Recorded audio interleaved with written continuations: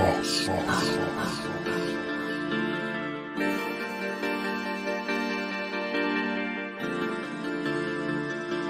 whole hood banging, banging, banging, banging, banging, banging, banging, banging. I remember when the ATL wasn't banging, now they banging, banging, banging, banging, banging, banging, banging, banging. Niggas throwing sets and them bullets start ringing, bitches banging, banging, banging, banging, banging, banging, banging, banging. I remember when the ATL wasn't banging, now they banging, banging, banging, banging, banging, banging, banging, banging. Niggas throwing sets and them bullets start ringing like bang, bang, ho, bang, bang, bitch, nigga, bang, bang, bang, bang, ho. I'm in the cool, smoking on weed like a Snoop, mad in the pocket off a juice. I got the juice, fucking my enemies, like it or not, ain't no blocking the truth. I'm at the roof, with my AK like I'm Malcolm, I'm ready to cock in the shoe. This information is simple for niggas who dumb and don't really know how to compute. I ain't got problems with niggas who blood in the crib, but homie, I do know this. Young niggas looking to life and they wanna be in it, but really they don't know shit.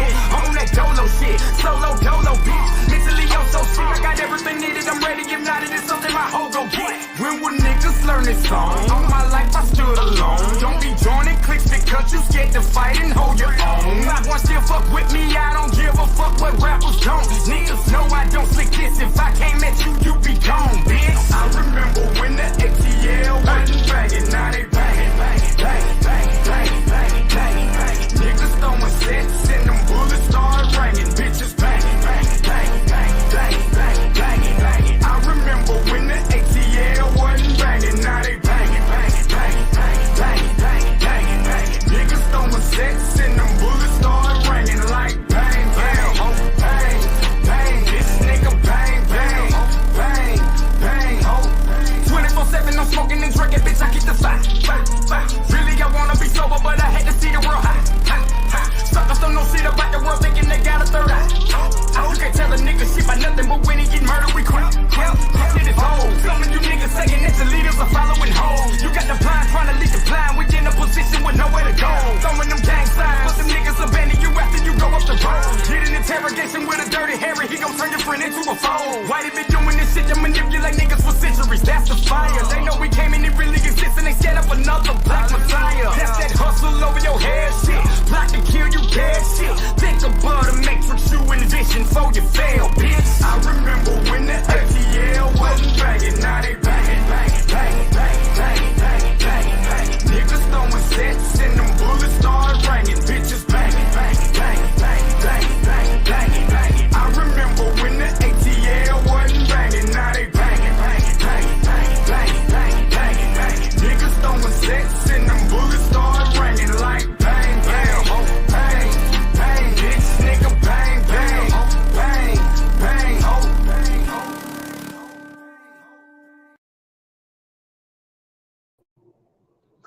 Peace, peace, peace. Good afternoon. What's going on, everybody? MD checking in once again. MD checking in once again. Hey, let's try it again. You know what I mean? I was in bumfuck USA earlier, so I think I'm in a better spot now. You know what I'm saying? I'm almost headed. I probably got about 25, 30 more miles before I'll be in Georgia, and you know it's all clear. I'm on 20. So what's up, everybody? Hey, let me know if y'all can hear me up in front. And of course, you know, if I start breaking up whatnot, you know, let me know and we'll try it again. You know what I'm saying? Peace to Twin, peace to Deacon. What's happening with y'all, man? Deacons of Reality is in the house. Shout out to the temple, as I always say. So again, we're gonna try to start from the top. Shout out to Trevor. Trevor asked me a question earlier this morning. And he was asking me about Trump's base as opposed to the policy or the people. Meaning, can I expect that Trump will justifiably make better policy for America as a whole, or is he just going to play to his base? That's a good question. The way I look at it, like I always say, right? I always say policy over the person.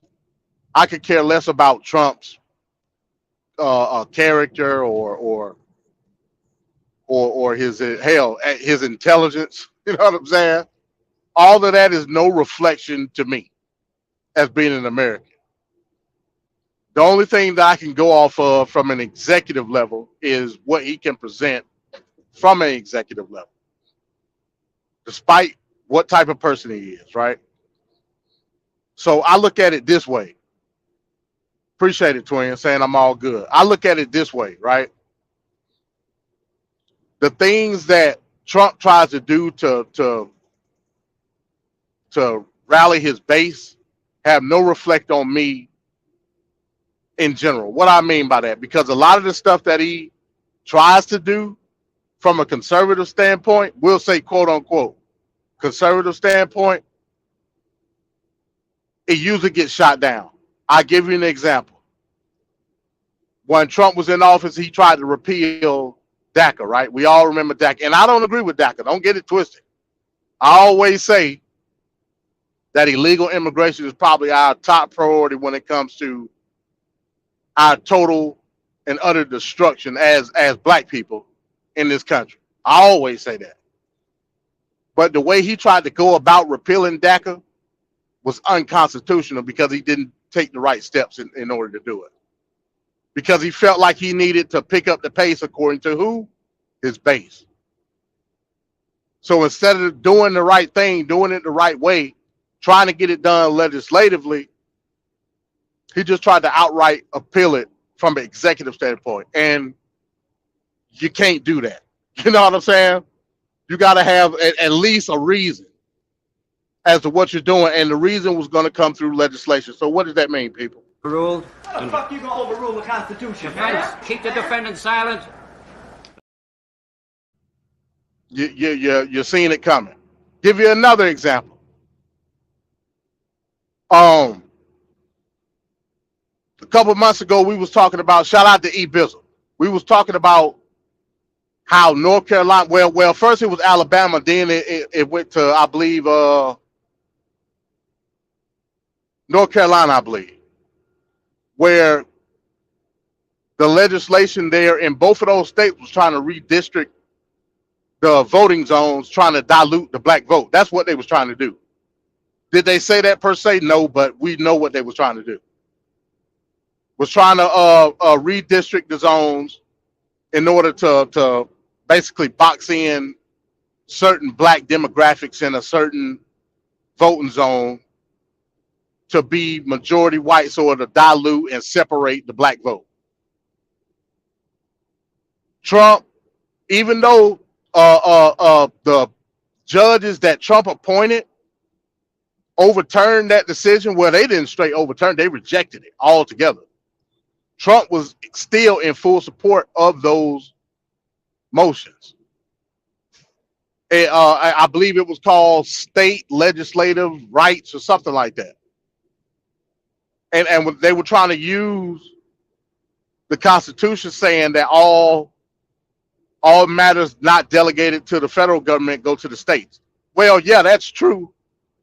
But you can't outright use the state to defy a certain demographic's vote.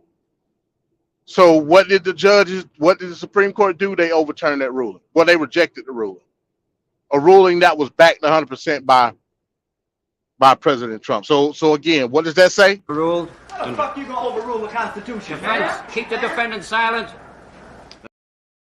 You can't do it. So these are the things when I say I go by what the Constitution says, that's why I do it. Despite whether I'll vote for a certain person or not, that's irrelevant. I'm always going to go by what the Constitution says. And for the most part, even if a person tries to go against the Constitution from a legislative or an executive standpoint, usually it turns out to the Constitution's favor. Now, I'll say this, and I'll get off Trump and get to my main topic, right? Based off the allegations in this current indictment with Trump, and I said it in my last video,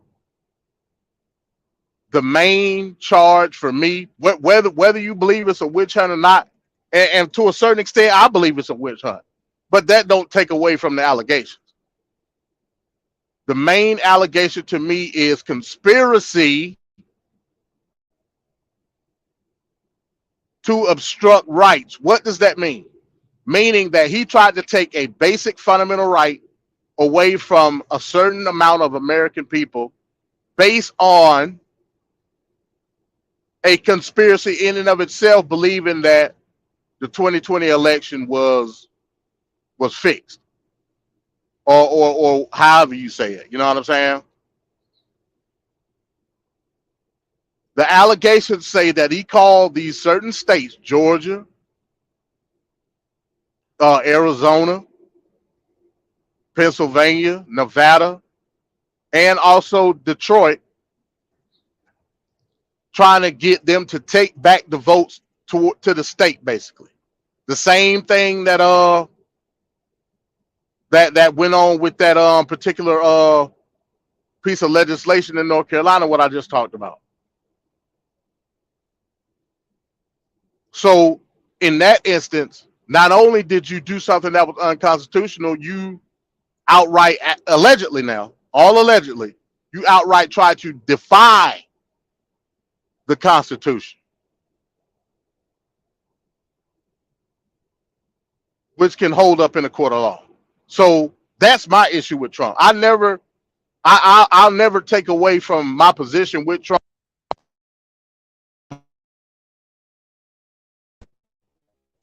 Motherfucker, I always call you, bro, when you're doing something. I never take away from my position as far as his policy, but the person I could care less about, and I think that's where. So that's my answer to that particular question. Let's get to the main topic. So we're talking about yellow freight, right? Or what they used to be called YRC. What was it? Last Friday they shut down. They closed their doors. Thousands upon thousands of people lost their job, and it's unfortunate. But here's the reality of the fact. I don't think anybody will deny that yellow freight was majorly mismanaged as far as a company. I don't get it twisted. They were doing stuff that was outright stupid at the end of the day. If don't nobody know what yellow freight is, we talking about transportation. We talking about trucking now. This is my lane. Yellow freight was pretty much one of the biggest LTL meaning less than truckload, trucking companies in the country.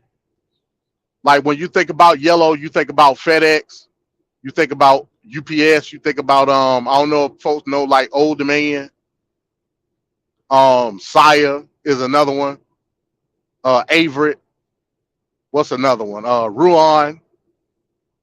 You got all them companies. A lot of times, I put it to you like this: a lot of times when you're on the highway and you see them trucks like with the double trailers, those are usually LTL companies. So that's what we talk about.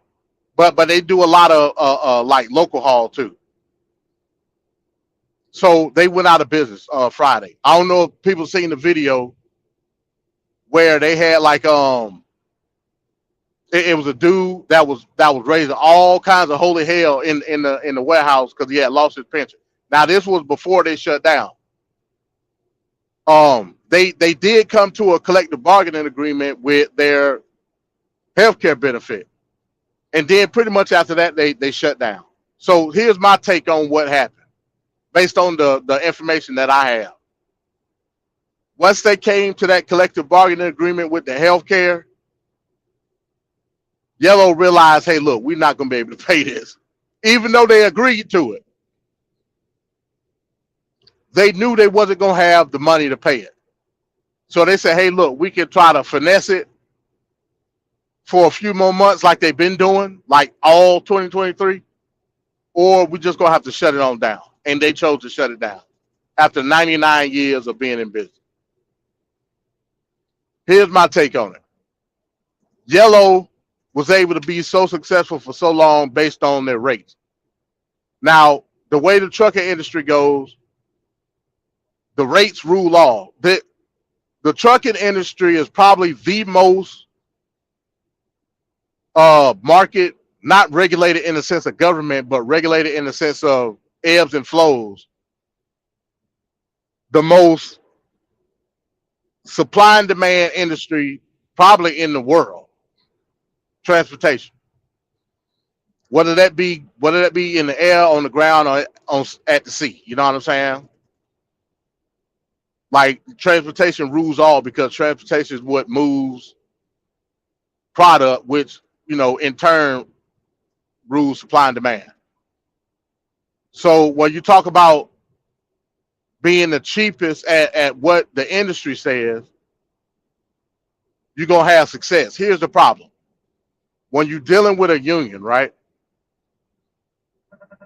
The union is able to dictate and maintain a certain level of income, not based on the market. The labor market in a union is like a non-factor, right?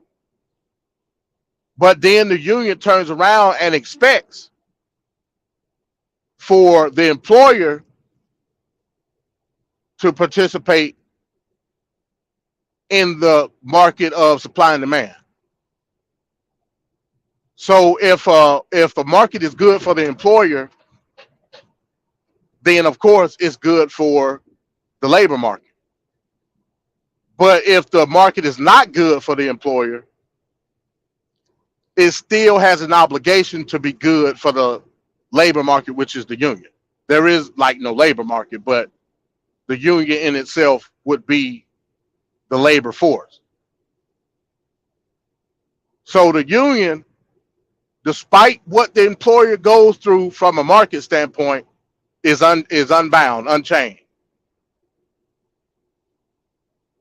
So it's no sacrifice for the labor force, if that makes sense. So if I'm a freight employer and I'm averaging from a market rate, let's just say $3 a mile average now, and I'm paying the union force, let's just say $50,000, a clear cut number, and I'm able to maintain that, cool. But what if the rates go down to $1.50 a mile? I'm still obligated by contract to pay this labor force $50,000. And it's been like that for years upon years upon years for Yellow. And eventually it caught up to them. $700 million they borrowed from the government in PPP loans. A reason they was able to get that money because they had a defense contract hauling freight for the federal government at the end of the day. That's one of the reasons they was able to procure that PPP loan. Now, what happened to the funds? Nobody knows. I mean, well, I ain't gonna say nobody knows. The federal government knows. But obviously, it wasn't no shady business going on because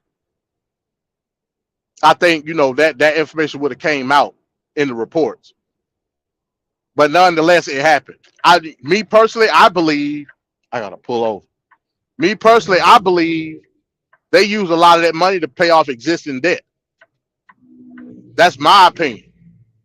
Last year, well, 2022, they only had $28 million in profit. Only. Now, a lot of people say $28 million, that's a lot of money. Not the Yellow, it ain't. You know what I'm saying?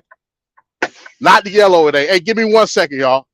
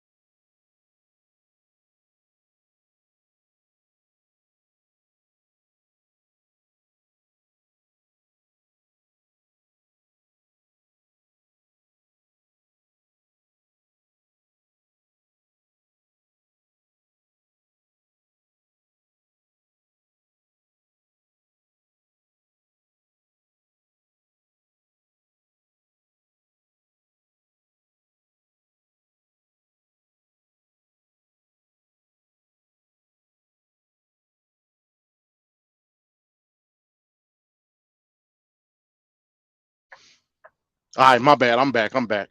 So yeah, like I was saying, they only profited $28 million last year. Only. That sounds like a lot of money to me and you, but that ain't a lot of money to Yellow at all.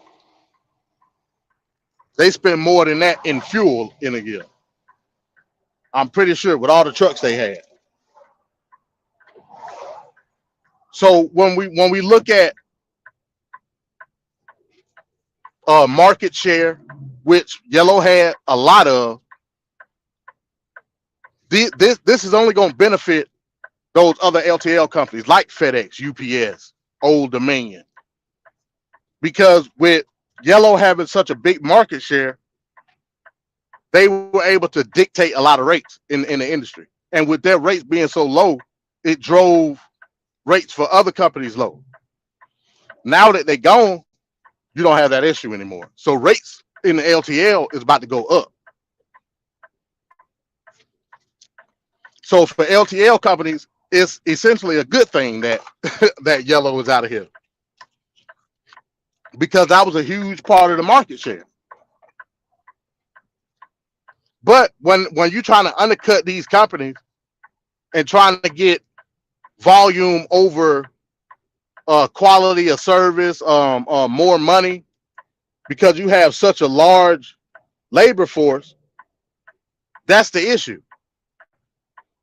Why not just let the market be the driving force and work off of that? No, because you got so much baggage in terms of a contract with a guaranteed pay for the workers, free healthcare for the workers, a pension that the workers don't have to pay into, is all 100% employer, and other different perks of unions. You got to factor that in to the totality of the company's revenue. So we're talking about years, hell, not years, decades and decades upon decades of all this building up, to the point now where in 2021, where we all know freight rates went to shit because of Biden. Not only did freight rates go to shit because of supply chain issues, also gas, diesel went up sky high through the roof. Part of the reason that I'm not an owner operator any longer, I had to give it up in 2022. I couldn't afford it anymore. Neither could Yellow. Yellow had it way worse than me. So this is why I say I'm anti-union, because unions take part of a labor force and subsidize it. And they put themselves in a box, yet everybody else still has to go off a certain part of that market share. And that's not fair at all.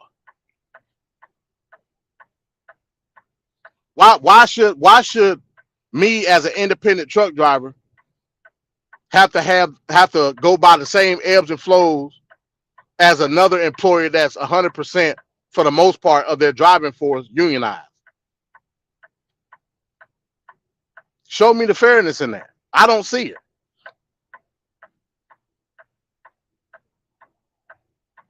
Yeah, you're right, Deacon. Yeah, they used to be all over the highway. Well, you ain't gonna see them no more. You know what I'm saying? I know in the report they were saying when they got the PPP loan, Department of Defense took, I think, like 6% ownership. So I mean that's gonna be that, well, for the federal government, that's lost money. That's lost money at the end of the day.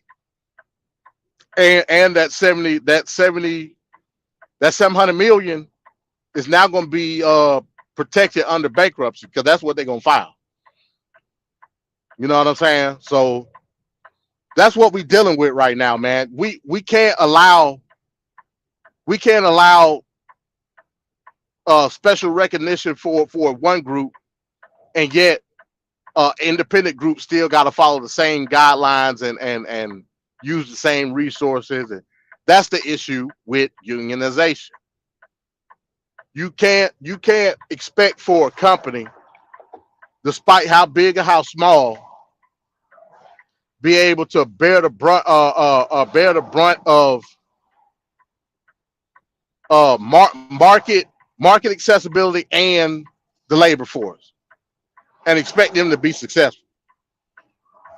It may be a short time, it may be a long time, but eventually it's going to fall because too much weight on the employer's shoulder.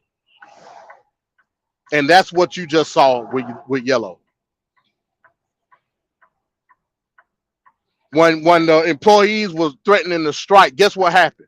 A lot of these big major conglomerates that were customers of Yellow's, they left, like your Walmarts, like your Home Depots.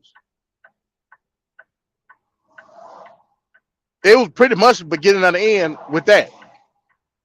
Then they turned around and came to an agreement. It was too late. And then here I am, just a lowly union worker with no significant say in what goes on. I'm left with my ass in the wind because of what my union president did. And now I'm out of a job. I didn't ask for that. I didn't ask for that at all. Thank God I live in a right to work state. Because I would have hauled ass as soon as I saw what was about to happen.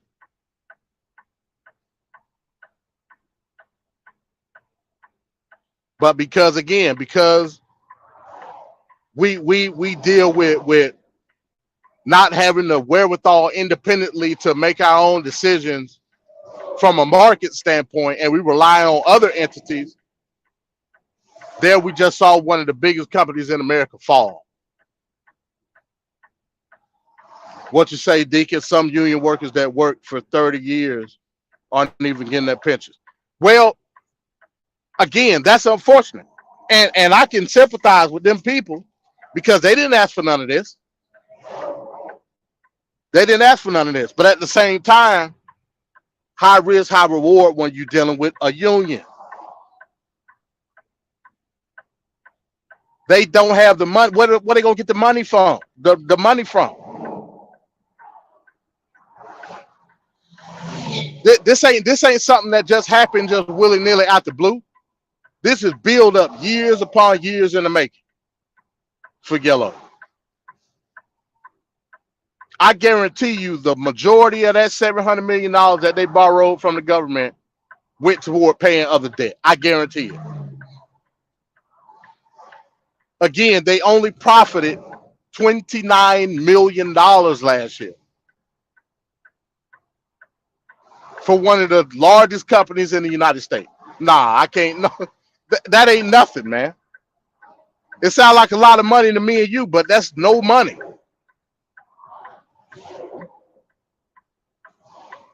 So essentially, for a couple of decades now, Yellow has been in business basically to pay the workers.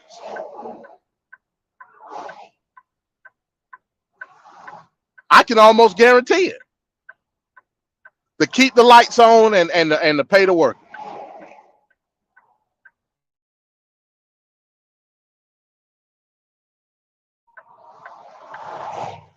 And this is the other side of the curtain when people talk about the working class and people working for peanuts and stuff like that. This is the other side of that coin.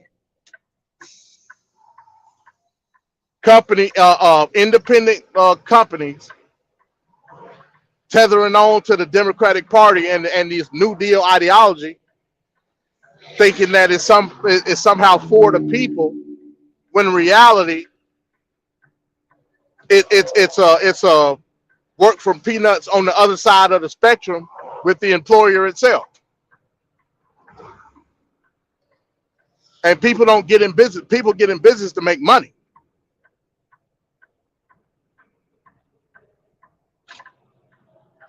So at the end of the day, like, what's the happy medium? I would say there really is not a happy medium. It's I go to work for myself, or I go to work for the highest bidder. And especially in the trucking industry, that could be a revolving door. Since I've been trucking, this is my 4th company. Hell, some folks I know been in the industry less than me, done worked 5, 6 companies. Because guess what? Wherever I can get a couple cents more, that's where I'm at. Me, I work percentage. So when I scrapped my truck, scrapped my own business, I came to the company that I'm at now. When I had my interview with this particular company, they told me, hey, we give you such and such percent, and it'll be such and such miles every week. I said, no, that's not gonna work for me. I said, well, I'm looking for more for this number. And guess what I was able to do? I was able to work them in the middle. And I didn't need a union representative to do that. See what I'm saying? It's other companies in other industries. They got a certain starting position with a certain starting wage, and you can work your way. If that ain't enough for you, guess what you can do? Go look for a job somewhere else. That's the hustle and bustle of the market, the labor market. What you say, Deacon? It's in 2019 yellow rank 539 by the Fortune 500. Now it's nothing. There you go. One of the biggest companies in the nation. Gone.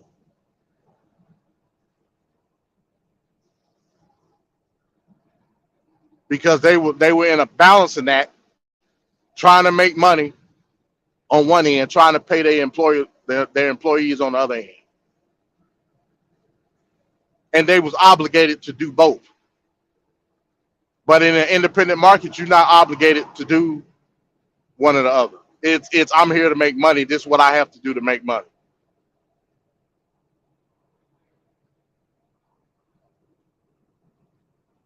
And you have to work for the labor market in order to be successful. The labor market requires a certain income based on whatever it is at that particular time, and that's what you go off of. The name of the game is to go as low as possible to increase your profit. On the other side, the labor market itself has the right to work for that particular company or not.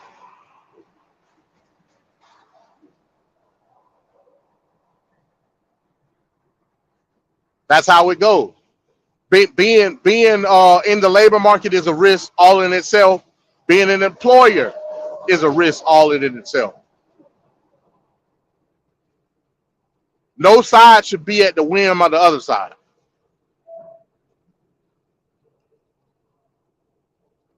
And that's how a truly free market works. Especially when you at the and both of them at the whim of what the freight rate is at that particular time. So you mean to tell me yellow is at the whim of the freight market and the labor force? Nah, man. How you gonna make money that way? How? It's impossible.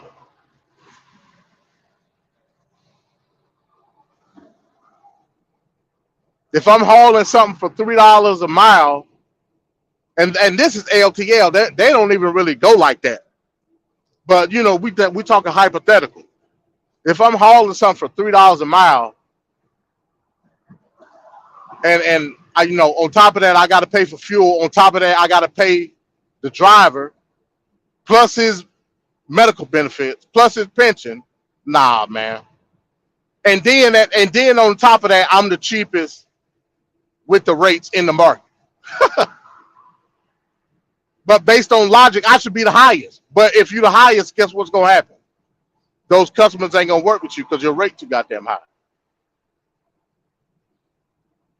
When I can go to Old Dominion and say, hey, look, Your rate might be higher, but I ain't got to go through the flim flam of dealing with anything Yellow got to deal with. You see what I'm saying?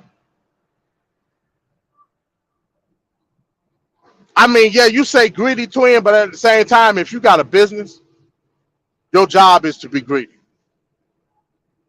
If you got a business, your job is to have as much profit as possible.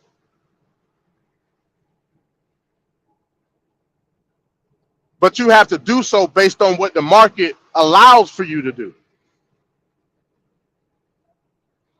Yellow didn't go by what the market allows for not from on the labor side, because there is no labor market for Yellow. Right, all about competition. You're right, Deacon. But how can you be competitive on one side and be at the whim of on the other side? That's the issue that we deal with in a truly free market society.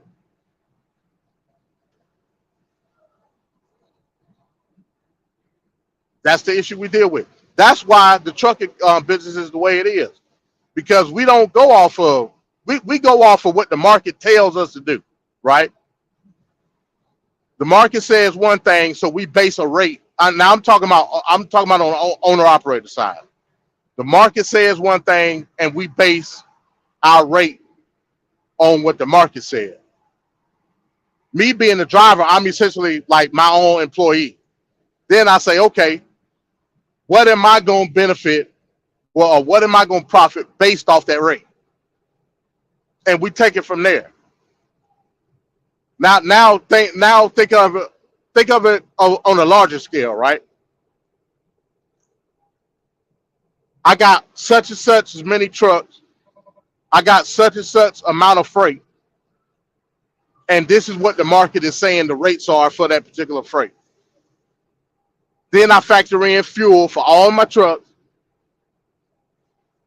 Hell, not only fuel, hell, insurance, cargo insurance, and plates and driver insurance and all that. Then turn around, how much am I going to pay my driver average for what the freight says it is now?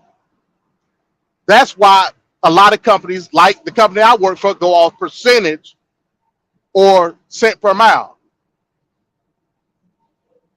With percentage, whatever the freight is paying that rate, I get a percentage of that. And it fluctuates whether it's high or low. I ain't got no issue with that. When freight rates are high, I'm good. When freight rates are low, I'm bad. But at the end of the day, I have the right to say, hey, look, freight rates are low right now. I'm not making enough money based off this percentage. I'm going somewhere else for cent per mile or a higher percentage or whatever. Now let's look at it from a union perspective. The same on the freight rate side. Freight rates basing what I can bill those particular customers for, blah blah blah, this and that. You know, cargo insurance, fuel, driver insurance, plates, all that good shit. Then I turn around, I can't calculate that based off of the drivers, because the drivers have a contract to make a certain amount of money. Whether the freights are high or whether the freights are low. When the freights is high, cool, I can deal with paying these guys this amount of money based on the contract. When the freights are low, I can't afford to pay these guys based off what their contract is, but I'm obligated to do it based on the collective bargaining agreement. And it's been like that for years now with Yellow. So now their ass is out. And there's ain't nothing they can do about it. That's the dilemma that they came up with, and ultimately it consumed them. Think you say a lot of young black men got their first trucker jobs with Yellow. That's another blow. Yeah, you're right. Yellow was a big company, man. Yellow was a big company. Me, I'm not an LTL guy. I don't like I don't. First of all, I don't like city driving. Like the only way I would have did LTL would be with doubles, like you see on the highway. But I ain't got my double endorsement, so and I ain't getting my double endorsement. You know what I'm saying? But a lot of them doubles, they LTL and but like the local delivery guys, like a lot of them yellow guys was local delivery guys. So they was home every night. That's another thing. You want to get paid a certain amount of money. You want to have free health care, which I think no employer should be obligated to give anybody health care. That's my opinion. Because that ain't what I'm here for. I'm here to make money. You know what I'm saying? But hey, that's a whole new discussion. But Yellow wanted to be home every night. Free health care, free pension. You ain't got to pay in your pension. Yellow was paying all of it.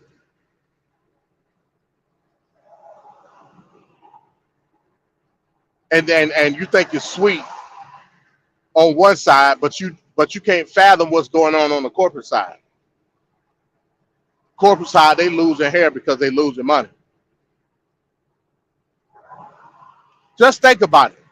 You talk about a company that's supposed to be potentially making over $1 billion in profit. Think of how many trucks Yellow had. Think of how much freight. I saw one article.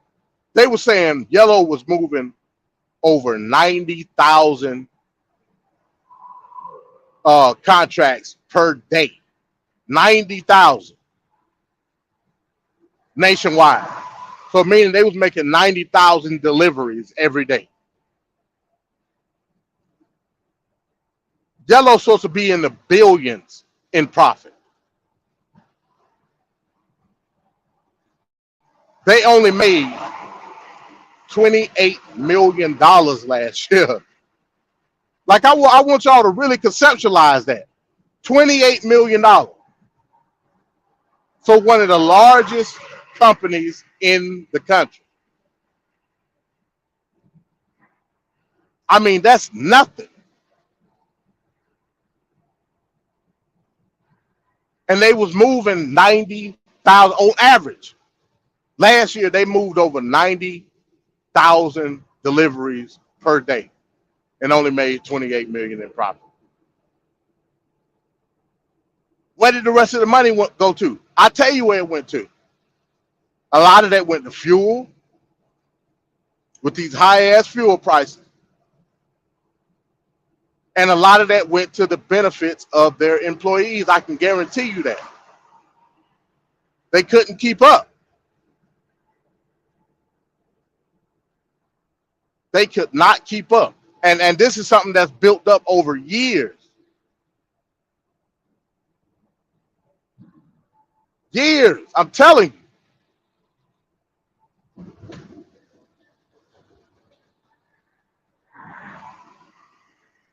So when we talk about unions, again, unions are the scourge of the labor market here in this country.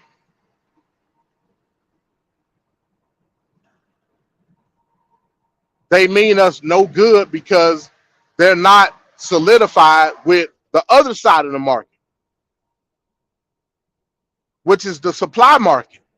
If the supply market crash,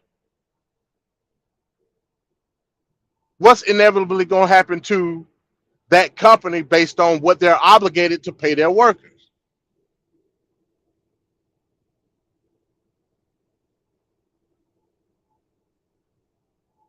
That's why I always say the real trucking industry is not the big companies, it's the owner ops. If it wasn't for the owner ops, the trucking industry would crash overnight. It will crash.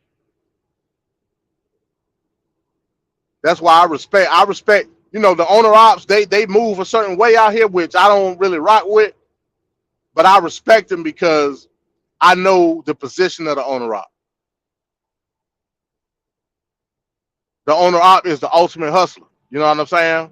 I learned that when I was an owner op.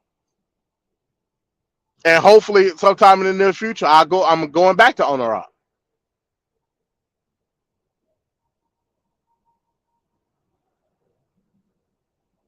But in certain parts of trucking, it's ruled by other factions like LTL.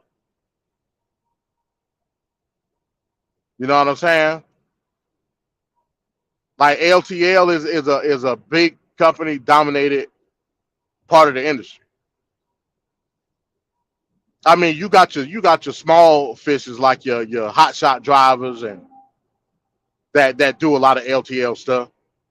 But that's a speck on the Richter scale. You know what I'm saying?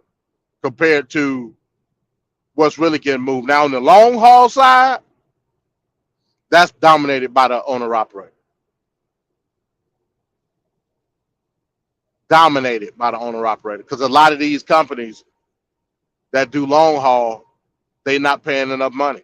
Then that's why a lot of the big long haul companies they lose out and they go out of business left and right for the most part every year.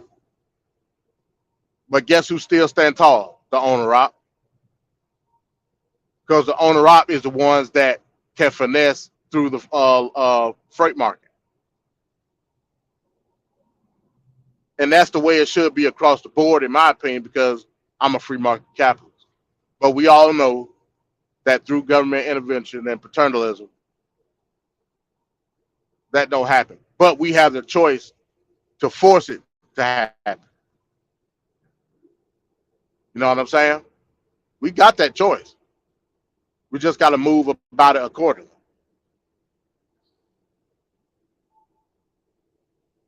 Yeah, you're right. You're right, Deacon. They essentially lost money because $28 million ain't gonna cut it. Hell, they gonna pay that in taxes. You know what I'm saying? Yeah, that ain't gonna cut it, bro.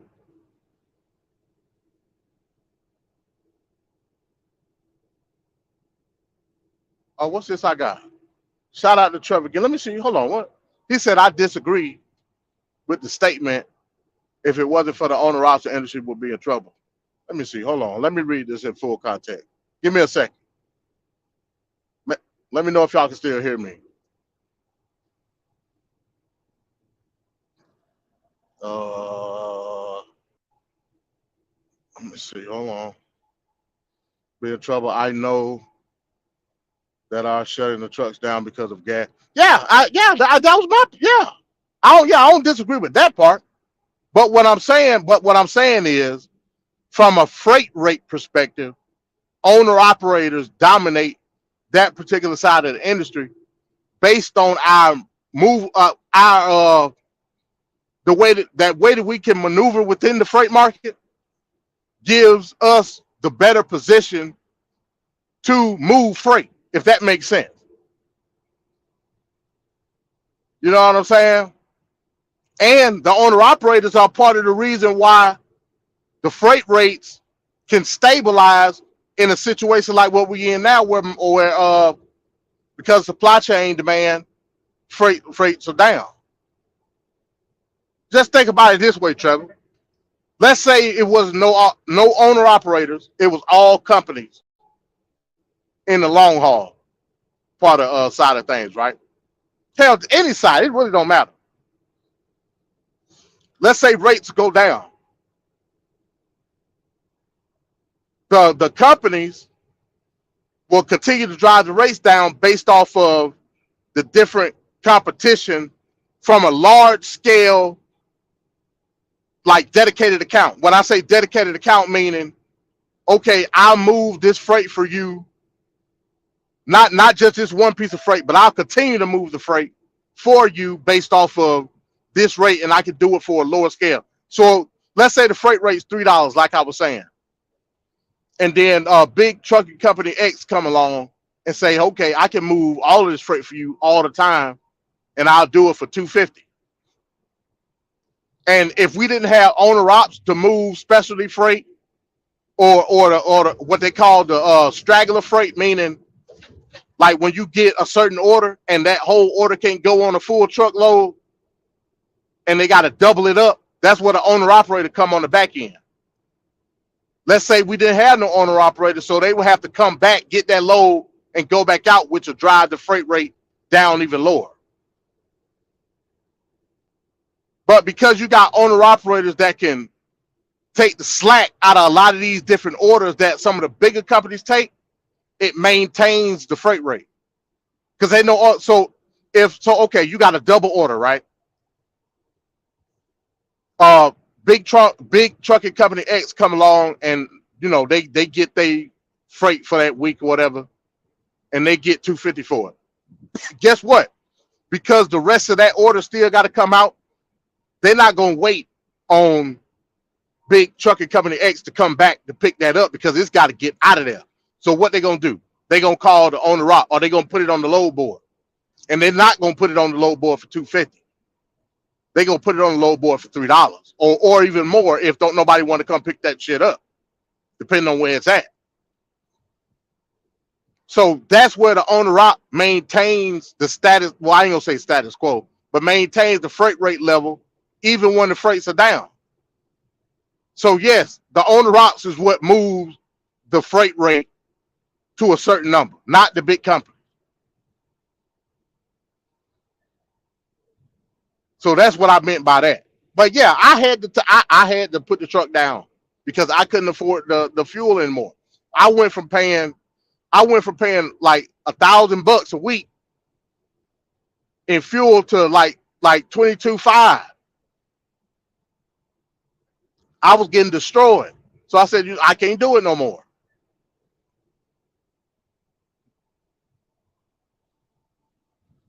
Unless I'm moving. There you go. See, that's what I'm saying. 40,000-pound load. Trevor, that's all I do is big boy loads. Ain't no money in LTL. That's why the companies got it. So you're right. You just substantiated my point. That's why the big companies got LTL. So you just proved my point. I'm constantly 40,000 pounds or more. I'm 47 right now. You know what I'm saying? This shit ain't fun to haul, but it's money. Yeah, ain't nobody come unless it's a hot shot driver. Ain't nobody coming to get no LTL load. That shit don't pay enough. But the big companies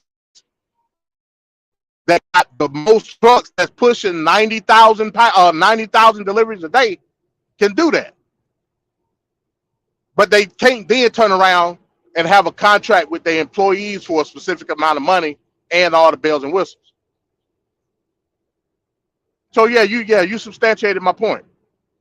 Unless it's a 40,000-pound load, there you go. I come get some big boy steel from y'all, but them pallets, nah. You know what I'm saying? I'm good, and I'm flatbed anyway, so I let a van come up and get some pallets. But when it's time for a big order, you know who to call, and you know what that rate's gonna be. I just use that as an example, just to exemplify what I was talking about when I was saying like $3 a mile versus what, you know what I'm saying? But you get my point. But yeah, the owner ops, and I'll tell you this. When it comes to the owner ops and the long haul loads, that's what's moving in America. LTL loads, at the end of the day, you can get you can book an LTL load, whether it be with a company like Yellow, or you could do it with somebody like Expedited Freight FedEx. You know it and I know it, Trevor. Especially if you the one booking booking the carrier to come get your product. He said, I'm noticing a lot of logistics companies on the rise. They move freight cheap with YRC and especially T4. Yeah, T4s, yeah. Like I said, you got a lot of LTL companies that'll move the freight for cheap, but Yellow was at a disadvantage because of the union oversight.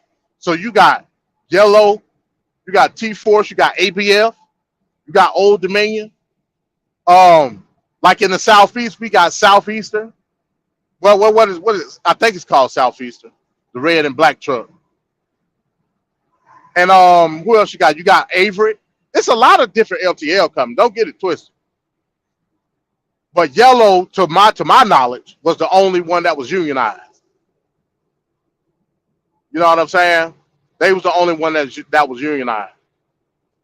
And if you compare Yellow's to 2022 profit to somebody like Old Dominion, I guarantee you Old Dominion got a bigger profit than Yellow did. Matter of fact, I'm gonna look that up and I'm gonna post it probably in a short later on. I'm telling you, that's where the money went. Y'all, like I said, y'all think I'm playing. $700 million in PPP loan, and you only made $28 million in profit last year. Do I think some funny business could have been going on? Yeah, it could have, but not that big a funny business. And the news, somebody didn't know about it. Bro, they used that money to pay off existing debt, whether it was back funds with employees or something else. This ain't something that just happened overnight. That's what I'm saying. This decade's in the making. And that's what we got to deal with. A company shouldn't be contracted to pay an employee a certain amount of money based off a collective bargaining agreement. I don't agree with unions. This is the reason why. You know what I'm saying? And then you're gonna force the strike, and now we done lost more customers. Now it's in the toilet. What am I bargaining with for you now? It's over with. It's over with. It's done. You know what I'm saying? So like I said, at the end of the day, man, that's what we're dealing with. When you look at unions, you have to understand that it's a one-sided affair. Damn, stop calling me. It's a one-sided affair. Remember, they only paid $300 toward their principal. All that repayment was interest. Yeah, you're right. Because I think got the government, they were supposed to pay I believe the number was 762 back, and the 62 million is the interest. Damn, that caught on fire. Yeah, it was $62 million in interest. So again, like they was screwed either from the front or from the back. You know what I'm saying? They were screwed, and I think they came to that realization once they saw what the numbers were going to be with the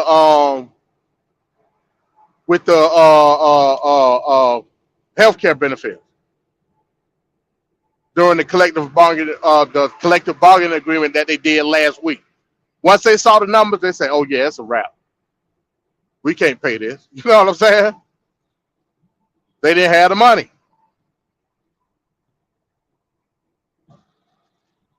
So the question would be this: who was at fault for the demise of Yellow? Was it the company? Was it the union? Or was it both? I would argue it's both. That would be my argument. Yellow's bad budget mismanagement on top of the outright disdain that the Teamsters had for the company based on an amount of money that they thought that they were owed based off the work labor force, but you don't have a work labor force because you don't participate in the work labor force because you think you're better than all the other truckers.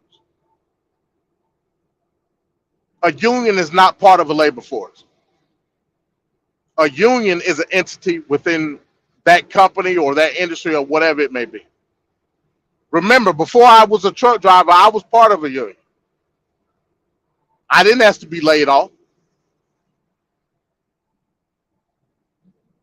I didn't ask for certain perks that I was getting based off of quote unquote union journeyman status and all that shit.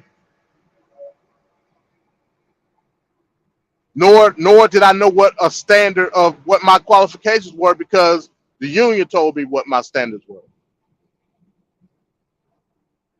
I remember I was in the union. I was working on a job downtown, and after the job was over with, they laid pretty much half everybody off. I went down to the hall and signed up on the job board. A couple weeks later, got a job off the job board, and it was with the same damn company. I said, hold on, wait a minute. I thought y'all laid everybody off. And that's part of right to work. Don't get it twisted. I agree with right to work, but right to work, it works both ways. I got a right to work for whoever I want to work with at whatever time, but the employer has the right to fire my ass at any point in time too. I ain't got no issue with that. I ain't got no issue with that.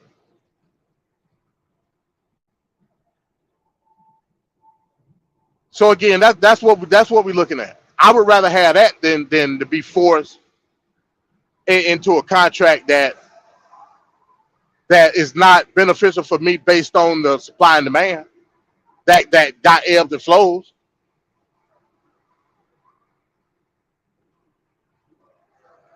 You know what I'm saying? It's people that's in non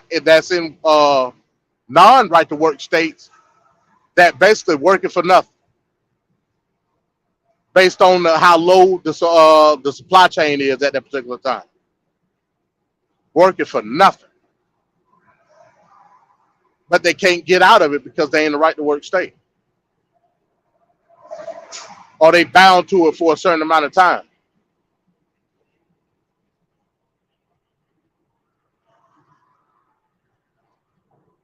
So yeah, I just wanted to come on and give my 2 cents on it. Again, I'm anti-union. And if you need an example of why I'm anti-union, look no further than yellow. You know what I'm saying? And don't get it twisted. My prediction is from any industry, this ain't the last you've seen of this type of situation. This ain't an anomaly. You know what I'm saying? This is not an anomaly at all. So, be on the lookout for the next one. You know what I'm saying? We just had a few months ago was Silicon Valley that went down. You're about to see some major companies, some companies that you thought were mainstays in the nation. I'm telling you, you're gonna see them fall. You're gonna see them fall. And it's gonna be a combination of bad management and, if I had to guess, unionization. I mean, look, you got SCAG striking right now. The writers, the Hollywood writers.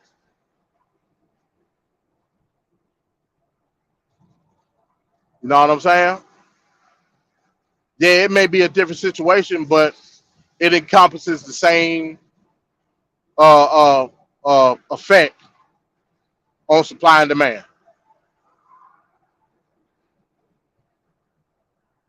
So yeah, I just wanted to jump on and say that, man. Shout out to everybody who came through, man. Shout out to Deacon and Twin. You know what I'm saying? Tune in to Reality Simple on Earth with my brother Angel Snub 7. You know what I'm saying? Looking forward to his next video. Shout out to Trevor, man. Trevor on the back end, man, with the questions, and I've said that, and that's cool. I'm glad that I could have that back and forth with him because it was able to give better context on what I was talking about. So shout out to Trevor and Straight Talk Society. I'll see him on next Wednesday for the SummerSlam review. I'll be checking out SummerSlam this weekend. Oh, and Trevor, I was gonna go to Collision this Saturday. My son got a game Saturday, so I ain't gonna be able to go. So I'm gonna just watch SummerSlam, and I'll be ready to review it on Wednesday. So shout out to Trevor and Straight Talk Society. Shout out to Black Sun, the arena, man. This Sunday, Nature Mom should be this Sunday, and hopefully me and Apex can do the breakdown of Public Law 97 through 280. I really want to do that because I know where it comes from. I don't think Apex know where it comes from. I don't think Apex know where it comes from at all. Hey, Trevor, if you still listening, I got somebody for you, man, with the Bible talk. He a hardcore Christian. He a TBN Christian at the end of the day. He might fit in good to your Bible talks, man. He might be another perspective with the Hebrews. You know what I'm saying? But yeah, he a hardcore evangelical is what I consider him. You know what I'm saying? So maybe he can add some type of perspective to that. I told him to check. He's sending my way. I got you, Trevor. I got you. Yeah, video that you did a couple of weeks ago with Jansen and KLT and all them, and Lance was on there. I was like, yo, check this out. So he gonna get back with me. But yeah, shout out to everybody, man. Again, Sunday we should have Nature Mom. Hopefully, me and Apex can do the public law video, and next week Arena Abroad on Thursday. With that, man, let me head on, man. I'm almost to the house, so shout out to everybody, man. I appreciate y'all coming through. What else? I might do something tonight. It all depends, because I wanna get back into this Niger thing, and I want to pose the question: where are the panties at about the Niger situation? Why don't I see the Pan-Africanists talking about what's going on in Niger? All hell's about to get ready to break loose in West Africa, and I don't see nobody talking about nothing. Where's Dr. Umar Johnson at? Where's Sanet at talking about what's going on in West Africa? Where's Blackland at? Where they at? Like, that's weird to me, but in any event, we'll see. We'll see. Hey, I'll holler at y'all, man. I'll see y'all when I see y'all, man. Peace.